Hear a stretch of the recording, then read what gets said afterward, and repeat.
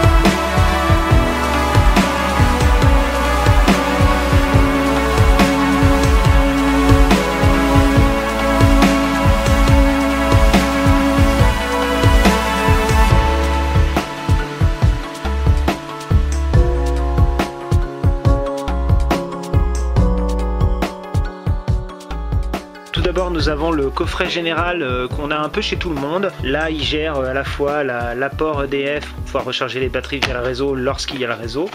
Là en l'occurrence le réseau est présent. La sortie de l'énergie et la gestion des ballons d'eau chaude avec les relais hors creuse, leur disjoncteur et une horloge. C'est assez simple. Même si c'est bien serré à l'intérieur, on est quand même en présence d'une source de 10 000 watts avec une alimentation de secours ici. Un peu plus bas, on a un petit ordinateur de bord, un contrôleur qui permet de voir tout ce qui se passe dans l'installation. Donc là, il n'est pas encore en service, mais on verra plus tard. Avec la mesure des batteries, avec le contrôleur de batterie qui est là, et la mesure des différentes puissances et d'où vient l'énergie et où elle va avec les différentes courbes qu'on peut avoir. C'est assez utile à partir d'une certaine taille. En dessous de 3-4 000 watts, c'est pas tellement utile. Ça coûte quand même assez cher. Ici on a les deux onduleurs. Là ce sont des onduleurs Victron 5000 volts ampères, c'est à peu près 4500 watts chacun. On fonctionne en 48 volts ici, donc ce sont des appareils qui ne sont pas si gros, c'est la dernière génération que J'ai pas encore eu l'occasion d'installer, donc là c'est une première pour ce modèle-là.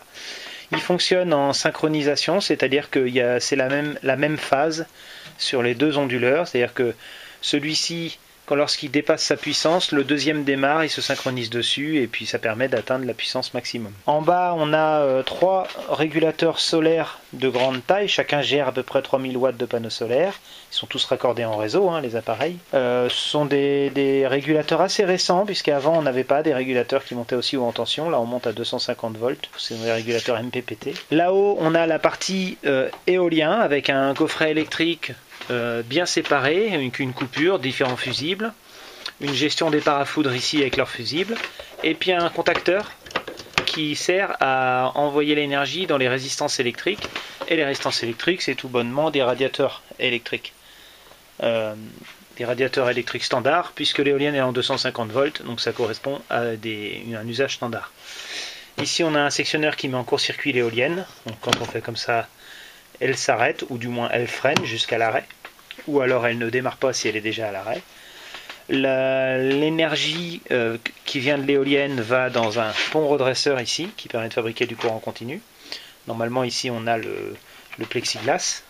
Voilà, avec la protection c'est mieux. Il y a un plexiglas qui évite de mettre les doigts sur tous les contacts, parce qu'on a quand même du courant continu en moyenne tension ici. Une fois qu'on a redressé le courant, bon, on le gère avec les fusibles et on l'emmène dans le régulateur solaire qui ici est un onduleur chargeur. C'est un régulateur solaire mais qui gère aussi l'éolien, donc on a une entrée ici et il envoie dans les batteries là. Et c'est lui qui sert d'onduleur de secours, parce que c'est pas un onduleur de très haute gamme, parce que je m'en sers pas d'onduleur, je me sers vraiment que du chargeur, mais on sait jamais, si besoin, il y a un troisième onduleur. Sur la partie solaire, alors l'énergie va bien évidemment sur le régulateur solaire là-bas, mais avant elle passe par le coffret électrique ici, qui dispose des différents fusibles, différents sectionneurs, les parafoudres, les fusibles des parafoudres, et l'énergie est envoyée quand on est en mode surplus d'énergie vers des contacteurs qu'il y a ici, qui vont aller vers les ballons d'eau chaude, avec des diodes anti-retour, pour pouvoir, suivant les 3 champs photovoltaïques, gérer 3 ballons d'eau chaude différents directement en courant continu. Et ces appareils-là sont gérés par ce coffret-ci. Donc là, on a un coffret de gestion du 12 volts et de l'eau chaude. Alors pourquoi du 12 volts? Parce qu'il y a quand même 2-3 choses qui sont alimentées en 12 volts, notamment un peu d'éclairage. Pour avoir du 12 volts,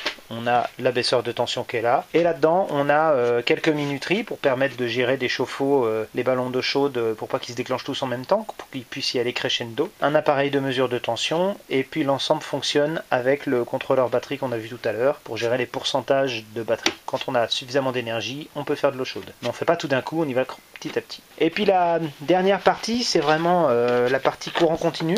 Donc normalement là on a les câbles de batterie qui arrivent là, il y a le plus qui arrive sur le fusible et sur le sectionneur principal, et le moins qui arrive sur un appareil de mesure, c'est le shunt de mesure, qui est en fait un des éléments du contrôleur batterie, puis ça va à l'installation, donc là on a un genre de jeu de barre qui permet de répartir tous les moins de l'installation, et puis ce qu'on voit sur la droite là, ces petits appareils qui valent une 60aine d'euros chacun, servent à vérifier l'équilibrage des batteries. Alors ici on a 3, normalement ils gèrent le 24 volts, 0, 12, 24, mais il en faut 3 pour gérer le 48 volts. Ça surveille l'équilibre des différents éléments. Lorsqu'il y a un déséquilibre, il y a une petite alarme qui se met en marche, c'est une alarme lumineuse, et pour l'annuler, il y a un petit bouton ici que j'ai mis pour annuler l'alarme. Ça permet de surveiller le parc batterie et d'alerter en avance si on a une tension trop basse, une tension trop haute, un déséquilibre. C'est quand même intéressant de savoir ça avant que le parc batterie tombe en panne. Donc là, tout ce qui est apparent ne constitue pas des risques électriques, hein, on est quand même inférieur à 50 volts. Dans le cadre du courant continu, normalement on pourrait monter à plus de 100 volts sans avoir de risque électrique, mais on reste en basse tension, donc c'est normal que ce soit apparent. Ça peut être éventuellement protégé pour des raisons mécaniques, des raisons d'insectes, des raisons de autres. Et puis tout le reste est fermé dans des coffrets, parce qu'on est quand même sur des tensions à plusieurs centaines de volts, donc pour bien protéger. Et c'est une des premières installations où je mets des goulottes, mais j'avoue que là c'est vraiment pour l'esthétique, parce que j'aime pas trop enfermer les câbles, parce que ça chauffe à l'intérieur, c'est quand même bien rempli. Mais bon, là ça devrait pas poser de problème, mais c'est vrai que c'est plus joli. Quand on commence à avoir une planche aussi grande que celle-là, d'habitude je fais des petites planches de 1 ou 2 mètres carrés, là on est quand même sur du 5 mètres carrés. C'est bien de pouvoir avoir un certain esthétique. Il y a juste les câbles qui sortent en dessous, là en gouttes d'eau, c'est ce qu'on appelle en gouttes d'eau, s'il y a de l'eau qui coule, ça coule là. Et puis une partie sous plexiglas pour être sûr quand même que personne n'aille mettre les petits doigts.